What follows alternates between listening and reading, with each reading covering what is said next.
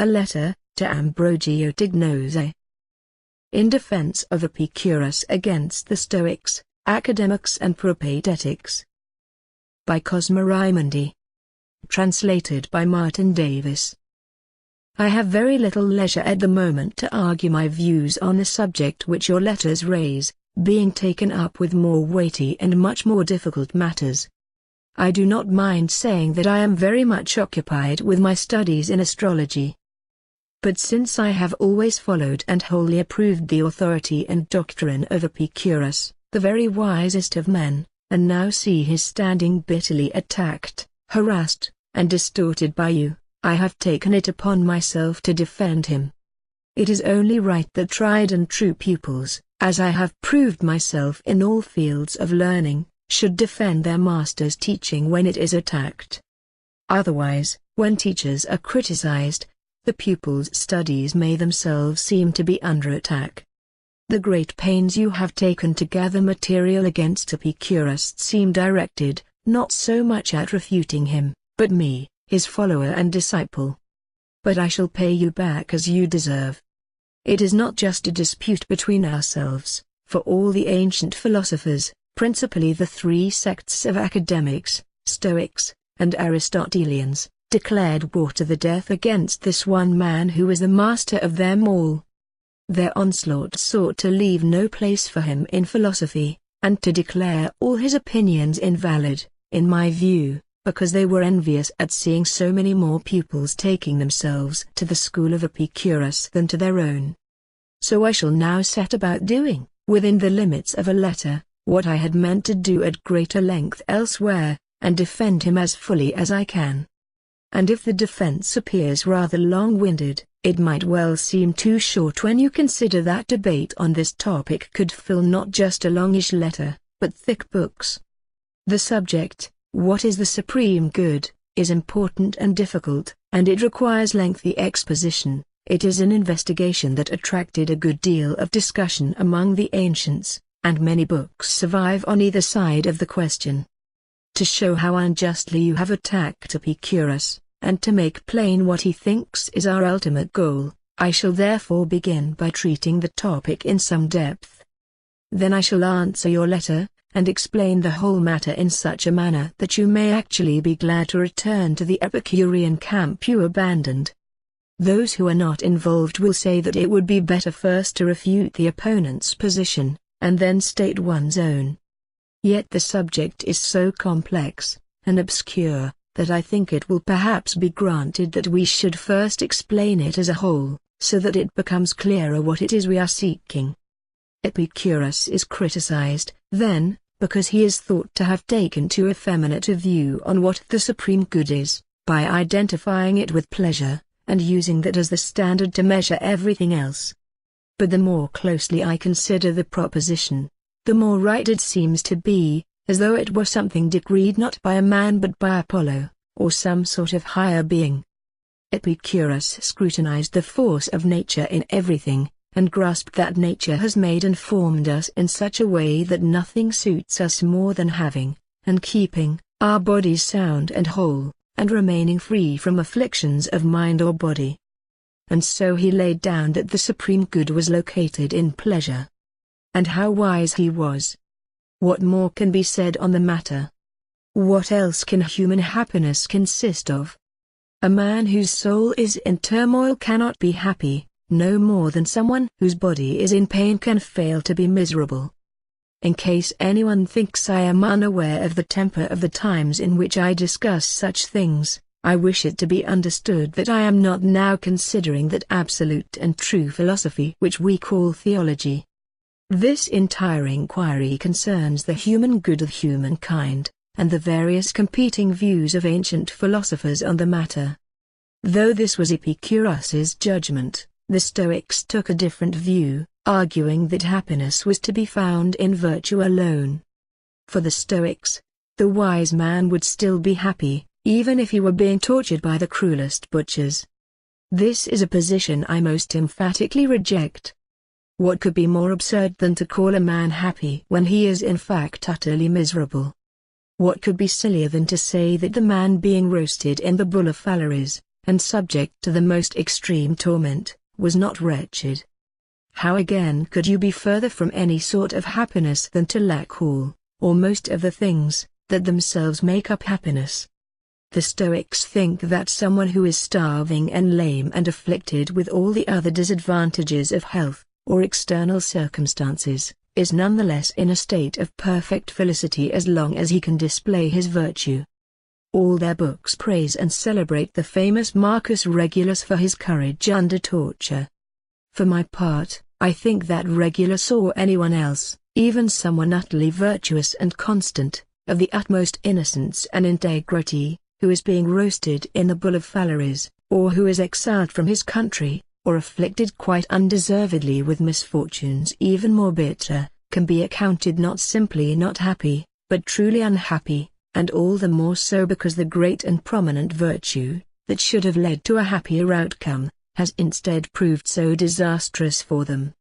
If we were indeed composed solely of a mind, I should be inclined to call Regulus happy, and entertain the Stoic view that we should find happiness in virtue alone. But since we are composed of both a mind and a body, why do they leave out of this account of human happiness something that is part of mankind, and properly pertains to it? Why do they consider only the mind and neglect the body, when the body houses the mind and is the other half of what man is? If you are seeking the totality of something made up of various parts, and yet some part is missing, I cannot think it perfect and complete.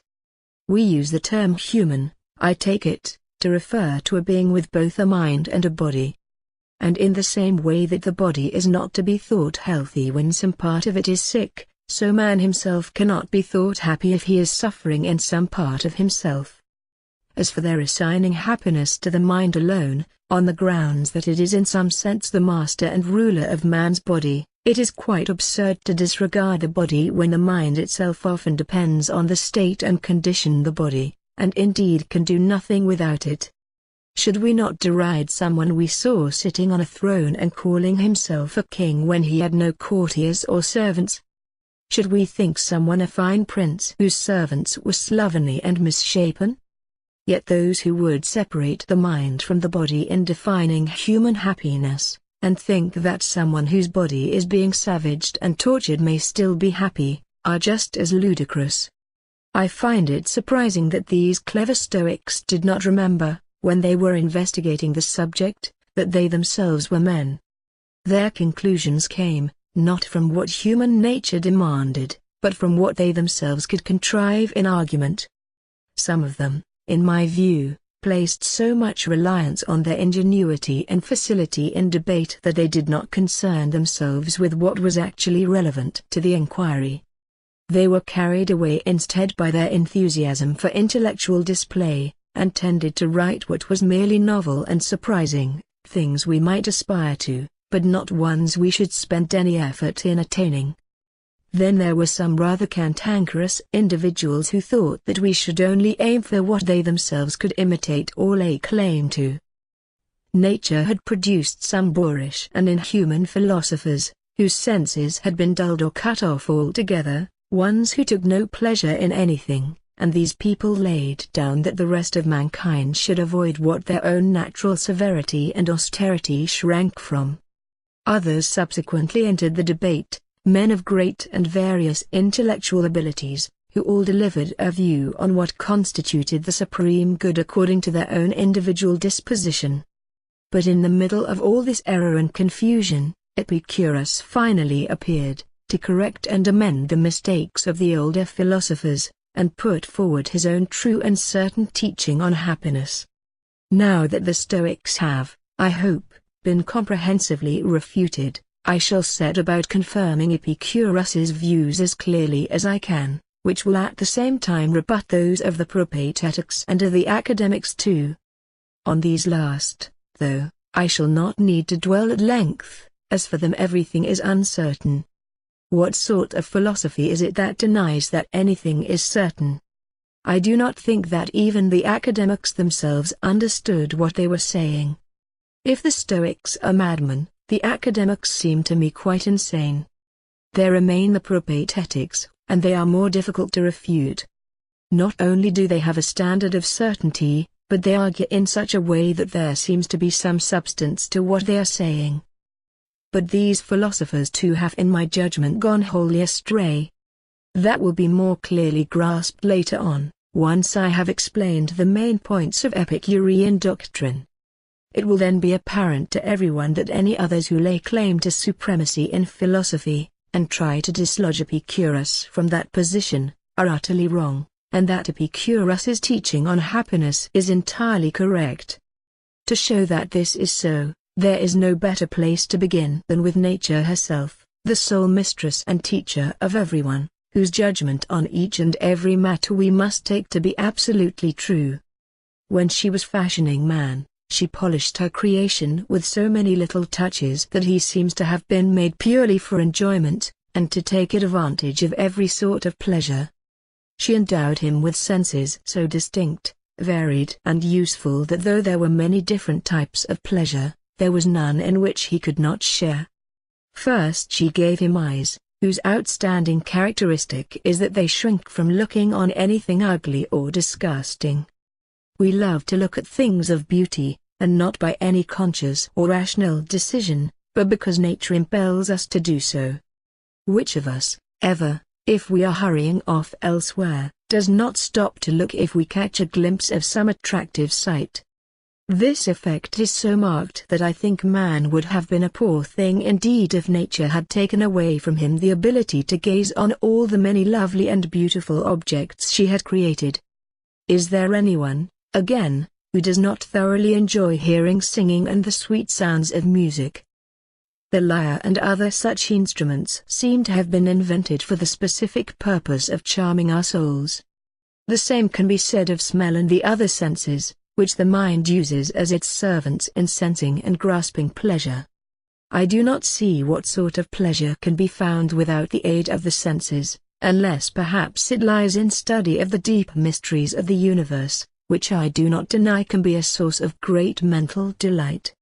Of all the pleasures that there are, in fact, this is the greatest, and this is where the peripatetics see true felicity, in examining and contemplating those hidden things which are most worth knowing. But our inquiry is into man as a whole, and not just a part of him. The peripatetic thinker, no matter how profound, cannot be happy without external and bodily goods. Epicurus was right, then, to call pleasure the supreme good, since we are so constituted as almost to seem designed for that purpose. We also have a certain inherent mental disposition to seek and attain pleasure. As far as we can, we try to be happy and not sad. No one who ponders how much nature has produced for the sake of man alone, the quantity and copiousness and variety of her bounty, can doubt that pleasure is the greatest of all goods, and that it should direct all our aims. We see a vast array of fine things on land and sea. Many of them are necessary to support life, but most are simply pleasurable. They are of such a sort that nothing but pleasure is to be gained from them.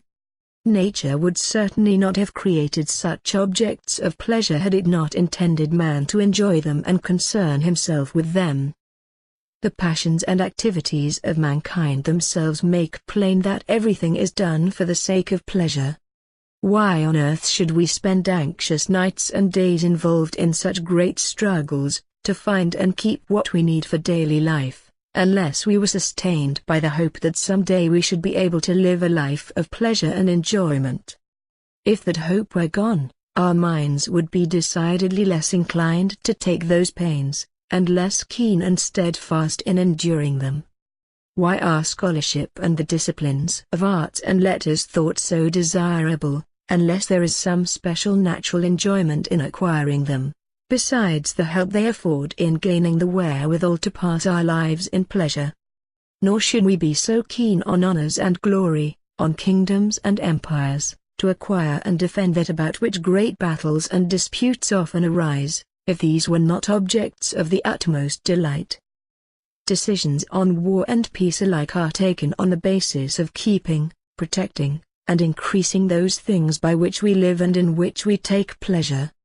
Virtue, finally, is both the cause and guide of pleasure. It constrains us and warns us that we should pursue each thing within those same limits by which virtue itself is circumscribed. Why then should virtue be desired if not to allow us to lead an enjoyable life, by avoiding those pleasures we should not seek, and seeking those we should? If virtue brings no pleasure or delight, why should we want it, or make much of it? But if it does, why not concede that the greatest of all goods, what we should seek above all, is that for the sake of which virtue itself is desirable? We see that man's whole constitution is geared towards the perception of pleasure, that nature carries us towards it, that a great many important things exist for the sake of pleasure, that all our actions are measured against its standard, so that in the end living may be free of care, in short, that everything is desired purely on account of the pleasure it will give us.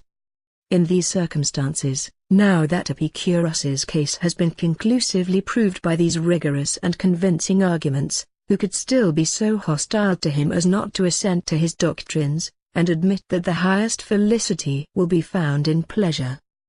But the Propatetics do deny this doctrine, and they cannot bear the thought that pleasure is the supreme good, placing it rather in virtue.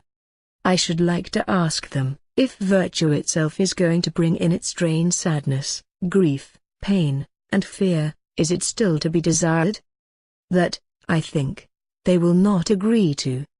Since, then, virtue is sought for the tranquility it brings to life, in which, under the name of pleasure, Epicurus identified the supreme good, again I ask the Propatetics why they are unwilling to place the greatest good in pleasure. If perhaps some think that by this Epicurus meant that we should spend our days wallowing in feasting and drinking, in gambling, games, and the pleasures of sex, such a wastrel Epicurus would hardly deserve our praise. His teaching would indeed be lamentable if he wanted us to be gluttonous, drunken, debauched, boastful, and promiscuous. But that is not what Epicurus, in his wisdom, said or recommended.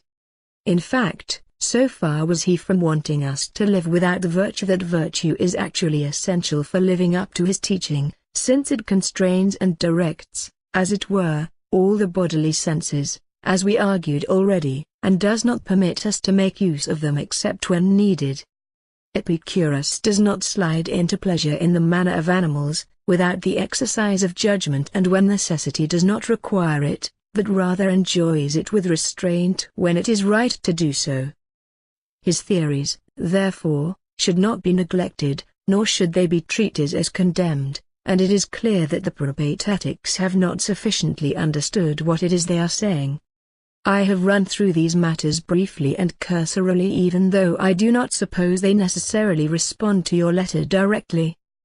The discussion here will have answered it in full measure, or very largely.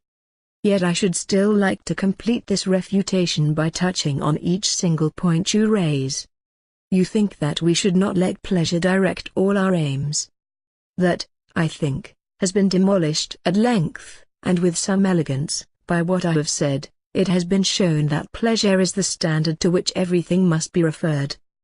As for your adding that Epicurus likened us to animals, in that you seem to be, not merely not attacking him, but actually supporting his case. Since pleasure is endowed with such power that it is sought even by animals, brutes bereft of reason, whose impulses are entirely guided by nature, Epicurus could draw from that fact the very firm conclusion that what all beings seek is the greatest of all goods. When I wrote that the severe Catos of old would on occasion take ample refreshment of wine, and you thought that a matter for criticism, it is in fact wholly admirable if a sage, as the Catos were taken to be, sometimes engages in conviviality of a rather exuberant sort.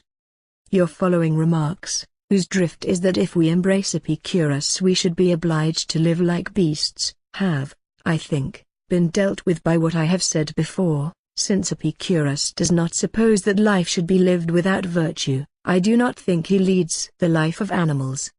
So he is not to be shunned, like some traitor, who would overthrow or pervert human society. He does not corrupt public morals, His whole doctrine is instead directed at making us as happy as we can be. You must at length give up your attacks on Epicurus, then, reform yourself and return to the camp in which you once fought with distinction.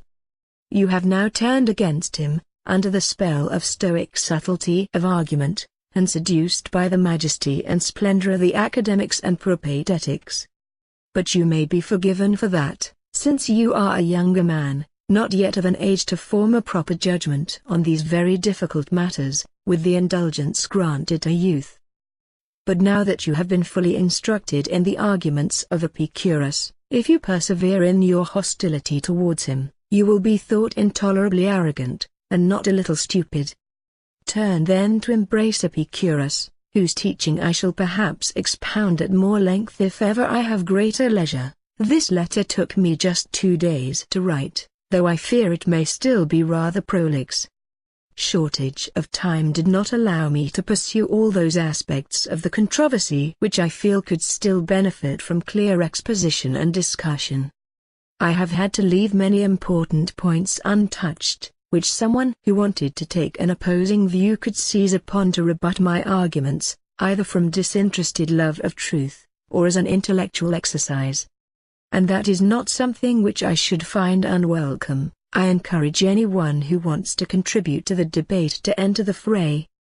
You have had a pretty long letter which sets out the whole truth about Epicurus.